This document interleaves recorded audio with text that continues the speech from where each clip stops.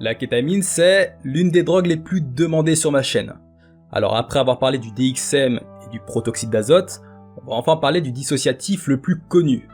Alors quels sont ses effets, quels sont ses risques, et ça va aussi être l'occasion d'introduire le fameux K-hole, une expérience extrêmement intense qui pousse le corps entre les limites du vivant et de la mort.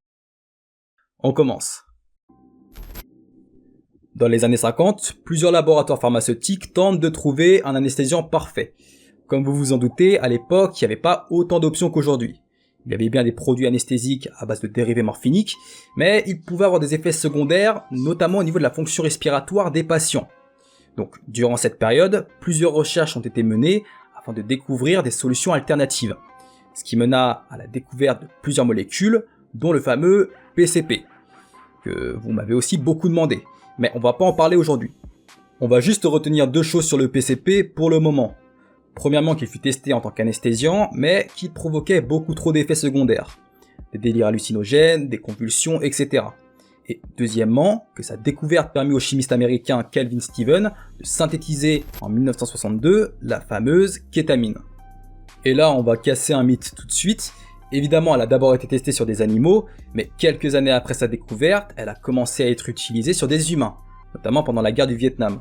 Et aujourd'hui, elle est utilisée en tant qu'anesthésique en médecine.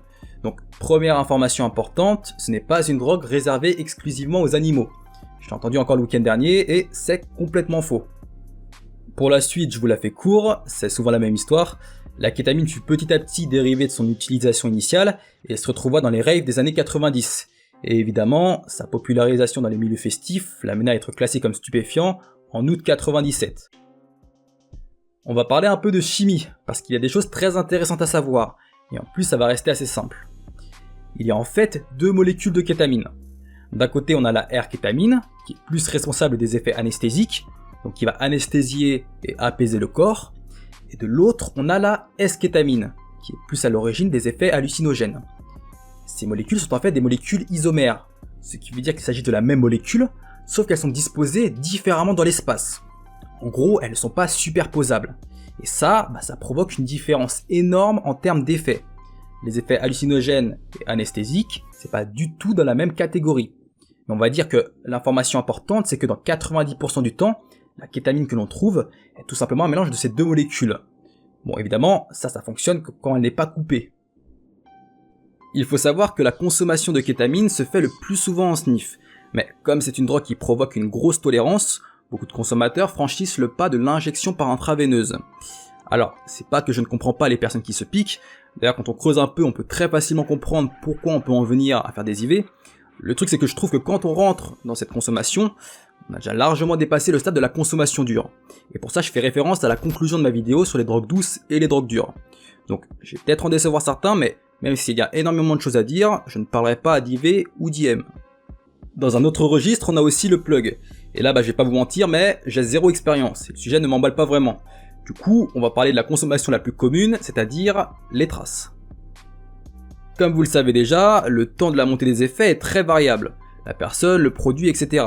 Mais quand on parle de traces, c'est encore pire, puisque tout le monde a sa propre définition de traces. Certains vont y aller doucement avec des petites pointes, d'autres vont taper des grosses poutres, et d'autres vont enchaîner plusieurs rails. Donc pour vous donner une approximation, les effets mettent entre 3 minutes et 5 minutes à monter, et durent entre 20 minutes et 1h30. Évidemment, toujours en fonction de la trace. Je rappelle que le simple fait de prendre des traces entraîne des micro-lésions nasales. Donc même si on n'a pas toujours du sérum physiologique pour se laver le nez, c'est toujours bien de se le rincer avec un petit peu d'eau et un mouchoir. Et évidemment, c'est important d'avoir une paille sur soi. Je vous jure que c'est le genre de truc qu'on peut vraiment regretter d'avoir négligé plus tard. Pour ce qui est de la descente, c'est un peu la même histoire.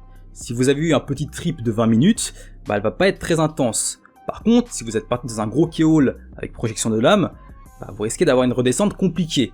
De la fatigue, l'impression d'être un peu déconnecté, et pour certaines personnes, et en fonction du trip, il y a des chances d'angoisser. Et dans le pire des cas, on a de la dépression qui peut arriver quelques jours après. Pareil, c'est pas automatique, mais c'est une possibilité.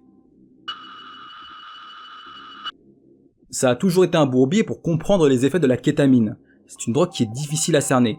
À chaque fois que vous allez demander à quelqu'un qui en a déjà pris, la plupart du temps ça va être très brouillon. J'ai donc isolé 5 effets de la kétamine qui sont pour moi les plus importants, c'est-à-dire ceux que l'on retrouve pratiquement dans tous les trips.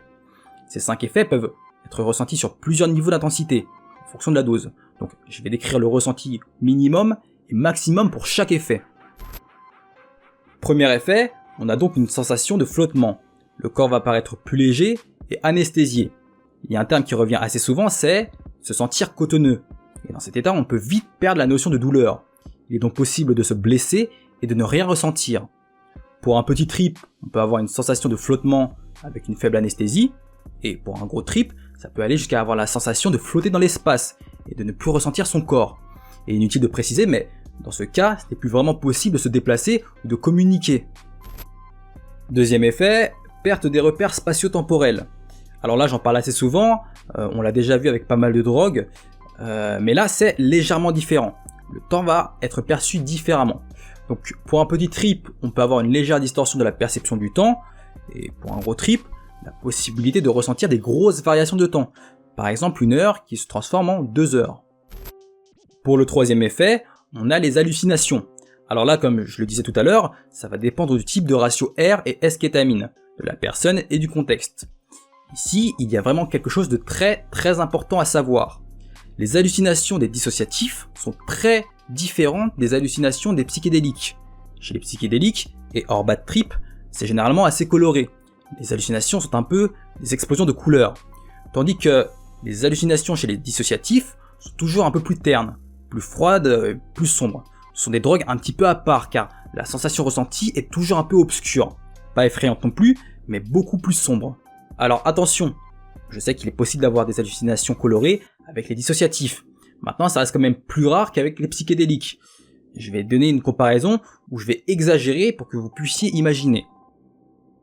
Les dissociatifs se placent dans une sorte d'ambiance un peu spatiale, là où les psychédéliques peuvent vous faire atterrir dans des mondes cartoonesques. Donc, pour revenir au niveau des hallucinations, on peut avoir des déformations. Ça va généralement être un élément sur lequel vous vous attardez, une main qui s'étire, un couloir plus profond, l'impression que le corps fond, ou encore, pour les plus poussés, des espèces de téléportation d'éléments. Alors là, attention encore une fois, ça c'est ultra rare. Je le cite parce que je l'ai vu dans seulement 2 trip reports sur la 50aine que j'ai dû lire. Donc c'est vraiment pas courant, mais comme je l'ai vu, je le cite quand même. Quatrième effet, c'est la perception de la musique. Alors, c'est pas un effet que j'associe énormément à la kétamine, étant donné la différence qu'il y a avec d'autres drogues. Mais c'est quand même important d'en parler. Elle va quand même être beaucoup plus intense. Elle va résonner dans la tête et le cerveau va la décortiquer pour trouver plein de petits détails. Mais cette fois-ci, c'est le cas pour les petits trips. Plus le trip va être poussé, plus la musique va être comme voilée et être un petit peu étouffée. On arrive au dernier effet qui va être la dissociation. Alors pour ceux qui ont suivi la vidéo sur le proto, j'en parle au début, mais je vais quand même réexpliquer. Les dissociatifs ont pour particularité la déconnexion ou le détachement de l'être avec son environnement. Ça veut dire que l'on peut se retrouver en dehors de la réalité. Tout ce qui entoure peut paraître étranger, comme si on était spectateur et plus acteur de son environnement, un peu comme un narrateur. Le truc c'est que ce détachement peut également se produire sur le corps, ainsi que sur la façon de penser. Et à l'extrême, comme je le disais l'autre fois, on peut avoir l'impression d'être dans une dimension parallèle à la nôtre, et de ne plus percevoir les choses avec l'importance qu'on peut leur accorder à la base. Comme si le réel n'avait plus vraiment d'importance, et que l'on était au second plan de notre dimension, et au premier plan d'une autre dimension, plus spirituelle. Donc, pour simplifier, pour un petit trip, on peut avoir l'impression d'être un peu déconnecté, ressentir une sensation de liberté et de désinhibition, un peu comme sous alcool, mais en plus poussé. Et pour un gros trip, on peut sortir de son corps et ne plus avoir de lien avec son entité. Et on peut par exemple aller jusqu'à oublier sa famille. Là, je vous ai décrit le minimum et le maximum pour chaque effet, mais maintenant, qu'est-ce qui se passe quand on arrive au maximum de chaque effet en même temps? Eh bien, on part en K-Hall. Mais on en parle juste après ça. Bon, il y a vraiment beaucoup de trucs à savoir. Et là encore, j'ai fait un petit top 6 des vilains trucs qui peuvent vous arriver avec la kétamine. Pour commencer, elle peut provoquer des anomalies au niveau de votre rythme cardiaque. Et pour les personnes qui ont des antécédents, c'est fortement déconseillé. Il faut savoir que ces anomalies peuvent apparaître même plusieurs jours après un trip. On peut par exemple ressentir une oppression au niveau du cœur et au niveau du thorax. Bon, ça c'est surtout pour les personnes sensibles à ce niveau-là, mais à répétition, ça peut déclencher des problèmes chez une personne qui n'en avait pas de base. Deuxième point, pendant un trip, il est possible que la quai provoque des nausées et des vomissements. Ça, c'est un truc que je vois plutôt souvent quand je sors, et ça va nous permettre d'enchaîner sur le troisième point qui est le bad trip. Alors, je vais parler du bad trip hors Keol pour l'instant. Je ne vais pas non plus réexpliquer complètement ce qu'est un bad trip. Il y a une vidéo de 20 minutes où j'en parle déjà pas mal. Ce qu'il faut savoir ici, c'est que les bad trips à la kétamine peuvent provoquer une paranoïa. Le moindre regard devient oppressant et on peut avoir l'impression que tout le monde parle de nous. On peut aussi avoir des envies morbides. Évidemment, on se sent extrêmement mal et si on n'a pas de chance, on peut aussi avoir le droit à des hallucinations par-dessus tout ça. Quatrième point, il y a évidemment des risques d'overdose. En général, ça se manifeste par un endormissement suivi d'un arrêt respiratoire ou d'un arrêt cardiaque. Donc lorsque ça arrive, réflexe, position latérale de sécurité pour éviter l'étouffement, et direct, le 15 pour le SAMU ou le 18 pour les pompiers. On continue cette fois-ci avec des effets sur le long terme. La kétamine peut affecter la mémoire et entraîner des troubles psychologiques, comme de la paranoïa ou des migraines, et il faut savoir que tout ça, croyez-moi, ça peut arriver beaucoup plus vite qu'on ne le pense. Je précise en même temps que la kétamine peut créer une dépendance psychique très forte. Sixième point, la kétamine est évidemment mauvaise pour les organes, surtout pour le foie et les reins, et plus globalement le système digestif. Une consommation régulière peut entraîner pas mal de problèmes, comme des insuffisances rénales, du sang dans les urines, des cystites qui sont des infections urinaires, et ça peut aussi provoquer des atteintes hépatiques, qui sont simplement des maladies au niveau du foie. D'ailleurs, après avoir sniffé, si votre quai coule dans votre gorge, crachez-la, ce sera toujours ça en moins à éliminer dans votre corps. On va finir avec un petit mot sur les mélanges. Il faut éviter de combiner alcool et kétamine. Je le vois tout le temps, et moi-même j'ai fait l'erreur plusieurs fois. Ça va pas vous foudroyer non plus, mais ça augmente les risques de dépression respiratoire. Donc c'est vraiment un choix où il faut se dire, c'est soit l'un, soit l'autre. Et il en va de même pour les opiacés, comme l'héroïne ou encore la morphine. Bon ça c'est vraiment beaucoup plus rare, mais j'ai quand même vu des TR qui en parlaient. Donc, en gros, tout ce qui est dépresseur, il faut éviter. Dernier mélange assez connu et répandu, mais pas moins dangereux pour autant, cocaïne plus kétamine, qu'on appelle aussi Calvin Klein. Alors, j'ai pas envie de parler du sujet en 3 phrases, donc c'est comme pour le hippie flip, le candy flip et le nexus flip, ce sont des sujets que je vais aborder dans une petite série de vidéos sur les combinaisons dont j'ai déjà parlé.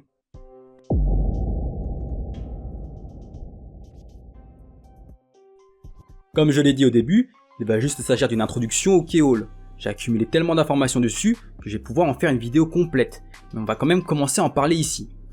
Bon, jusqu'à présent, j'ai vécu absolument tous les effets que j'ai décrits dans mes vidéos. Cependant, je n'ai jamais vécu de Keol. Maintenant, je pars du principe que pour parler de ce genre de choses, il faut être légitime. Et ma seule expérience qui se rapproche des effets dissociatifs d'un Keol, c'est mon expérience de plateau 4 avec le DXM. Et ça reste quand même très différent. Donc j'ai lu un paquet de trip reports sur le sujet, et j'ai également discuté avec pas mal d'entre vous sur Snap, pour que vous me racontiez vos expériences pour décrire au mieux les sensations possibles lors d'un Keol. Je rappelle comme d'habitude que c'est une expérience à risque qui peut conduire à une dépression respiratoire, ou qui peut laisser des séquelles si le trip est mal vécu.